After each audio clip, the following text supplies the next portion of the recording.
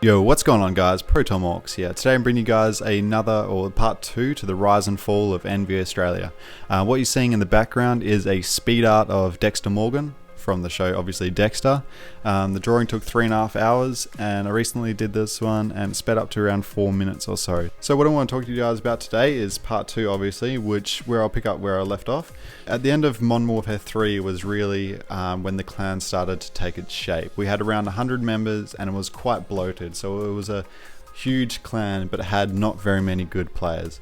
The few players that we did have was like Yappy, Kiwi and Chronic. There was like Bravo, and there was like a lot of people that were the foundations, the forming members of what you guys have seen in my videos today. And so these guys have stuck around, and even though that we got better and better, their stats stayed the same. Well, actually a lot of our stats actually increased, but they wouldn't make the cutoff. Like if I was applying for my own clan, I definitely wouldn't get in. And people say, well, why are your stats so shit when they're trying to get in? And I'm like, well, I'm the leader. I'm more of a manager than I am an actual player. And people don't really understand that. So now when I was during Modern Warfare 3, Chronic was a huge deal. He was a massive pub slayer and he had good stats to back it up, and he was rightfully arrogant.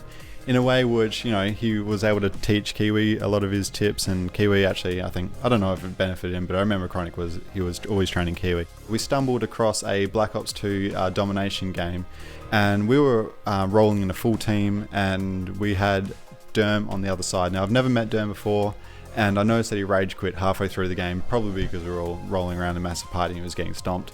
So at the end of the game I had a look at his stats and he was actually a really good player. Now we had the debate of should we invite him or not, because he did rage quit and we don't really want to get those types of people in, but he later on explained that, you know, like he doesn't normally, but that's purely because we were rolling around a massive, you know, party.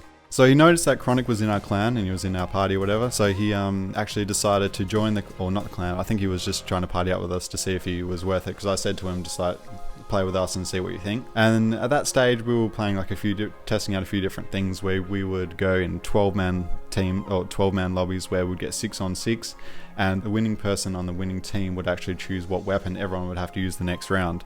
And so he was getting himself into all sorts of shit, and I don't think he realized what we were doing at the time, and God knows why he actually stayed, but he did.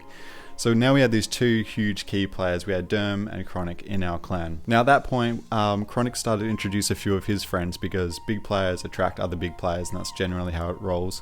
So Chronic introduced one of his mates called Nick AU. I think you might have seen him in one of our videos, maybe in a sister-only swarm attempt.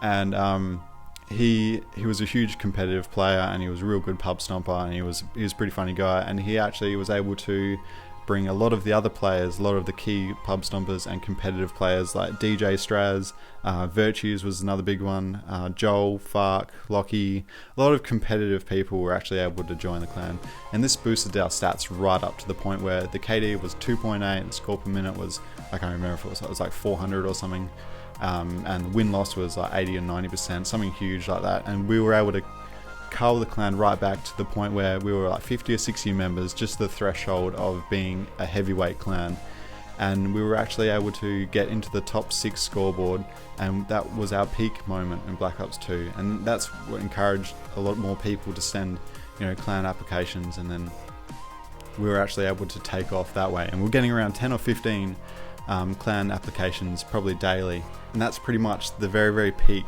That was the end of Black Ops 2. We were at the highest that we could possibly be. I think with our given resources, the low amount of players that we have in Australia and New Zealand in combined with the rest of the world, that this is the best we're ever going to be. We were number 1 in Australia and we were number 6 in the world. And so yeah, I hope you guys enjoyed watching or listening to this. That was part 2, and next week or so I'll be putting out part 3, hopefully a different drawing. And that should cover what happened to the clan, and I'll explain pretty much everything. Just let us know if you have any questions in the comment section below. Peace out.